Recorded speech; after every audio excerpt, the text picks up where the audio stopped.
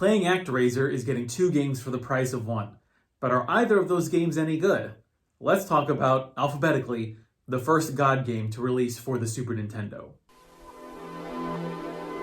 Your man out of Japan, Jade Contra, here in the living room studio. And before I actually get into the nitty-gritty of what ActRaiser is and how I actually feel about it, I think the people watching this video should know how I'm approaching ActRaiser, which is as someone who has no real nostalgia for it. I've heard tales of it, I've heard people talk about it, but I did not play ActRaiser around during the contemporary era of when it actually came out. So I'm coming to this with a fresh perspective, which I think is going to really inform how I feel about it, which I think is overall a really kind of meh. I don't think ActRaiser is really all that great. I'll explain why and hopefully give perhaps some persuasive reasons as to why I feel that way. But then again, this is just how I feel about the game. If you feel differently, actually, please tell me why you really, really love ActRaiser. I can. There's definitely a part of me that did get engrossed in ActRaiser, and I'll get into that in a moment. But I think what I first want to do is actually talk about what ActRaiser is, what it represents in terms of the Super Nintendo's launch lineup, and just give some background on the game. ActRaiser releases on December 16th, 1990. It's still within the launch window of the Super Nintendo, which had just come out the month previously. The games before it are, Super Mario World, F-Zero, and Bombuzal. So you've got an amazing action platformer, an amazing racing game, a fairly good puzzle game, and then here comes the God game. And then, interestingly enough, is right alongside it on the same day in Japan, Populous releases, which is sort of like, I don't know if it's the God game, but it's definitely something that got the ball rolling on the God game genre. And it's really interesting to me that you have these 2 games come out in Japan at the same time. One from a Japanese studio and the other from, I think it's a European studio, because, Peter Molyneux and all that. So what really is ActRaiser? It's released, or it's developed by Quintet, which I don't know if it's like a sub-studio of Enix, but it's published by Enix, who has this legendary reputation for publishing RPG games. And what ActRaiser really is it feels like 2 games. So you start off by going to a land that has been full of monsters, and you have to clear it out as this sort of statue. And that's where you get the first game, which is the action platformer.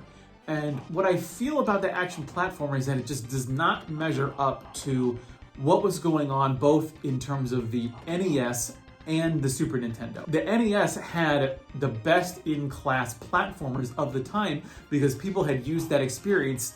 You had 7 years of development experience from the release of the NES in 1983 in Japan as the Famicom up until 1990. That's when the really good platformers, of course there have been good platformers released before, but that's when the top level platformers were coming out.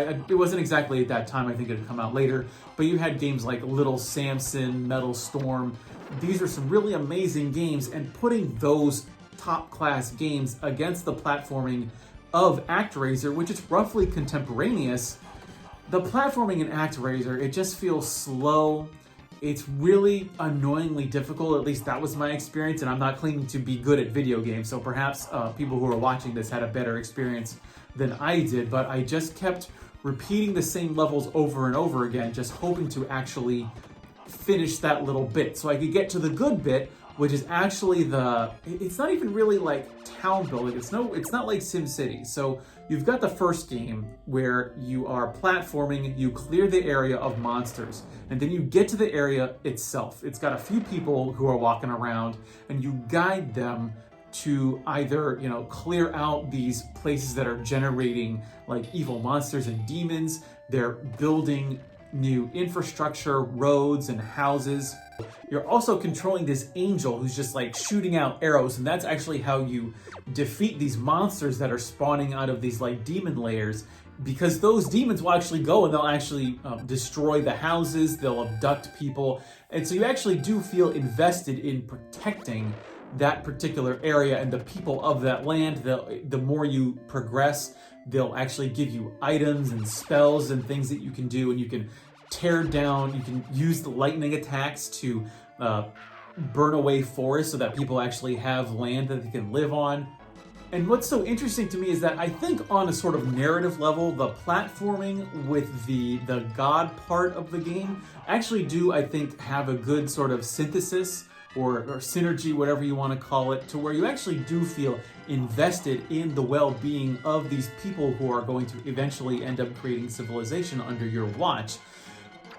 But I think if I was just going to play the game, if I could choose which of these games I'm going to play, I would just build the God part of it, or I would just play the God part of it, because that is where I actually felt like I was truly protecting the villagers using the angel and actually guiding them and being sort of a benevolent figure. And I definitely feel like that is the part of the game where the developers put in lots of effort, not that they didn't put effort into the platforming. I definitely feel like the developers' main focus was on that God part at the expense of the platforming, and I think even at the expense of the God part, because there's a phrase that I have lived by that I picked up from Parks and Recreation, which is, don't half-ass two things, whole-ass one thing. And I don't want to say that the developers were lazy or anything like that, but what I definitely feel like is they were creating two games to put together to actually, instead of focusing on one of them, which I think may have been the better prospect. But what may have happened back in 1989 or the early part of 1990 when they were actually developing this game is, I wonder if what happened, and I wonder if you were actually going to make like my ideal version of ActRaiser, which is just guiding the people along and defending them from the monsters, which is, I wonder if that ended up just being too boring. I wonder if you actually just played that, if you didn't have those action platformer episodes to punctuate the God parts, because when you look at the loop as a whole, basically the ActRaiser game loop is you clear out the area of monsters, you guide people to building a civilization in the God part, and then you have to actually go into the core of the demon layer of that area and finish off all of the demons. And then you move on to the next place where you clear the area of demons, you build up civilization, and you do the same thing over again. If it was just those God parts, I wonder if it would have been a fully fleshed out game. And look, it's a Super Nintendo, so there's only so much that you can do with it. And I'll actually get into that a bit more when we talk about Populous, because Populous is just 100% guiding your civilization, and I actually don't even know if that works out, but I'll talk about that in a future video. When we put ActRaiser up against the other three games, when we look at the 4 games that have released for the Super Nintendo by this point in December of 1990, let's go from the very top. We've got Super Mario World, which I still would put at number 1 at this point. We've got F-Zero, which I would put at number 2, and then I would put ActRaiser. I would actually put ActRaiser at number 3, and then at number 4, I would put Bombazal. Bombazal is a very decent game that if you are very much into the Super Nintendo, I'd recommend at least putting an hour into it to experience it, considering it is the first puzzle game for the Super Nintendo. But I would say so far, this is how I would rate the Super Nintendo games of 1990. Next up, we'll be going to Populous, the other God game, which I am still, I cannot believe that it was released on the same day as ActRaiser, and we'll see if it is better or worse than ActRaiser. So look forward to Populous in the next video. I've been your man out of Japan, Jay Contra. Thanks for watching, and mahalo.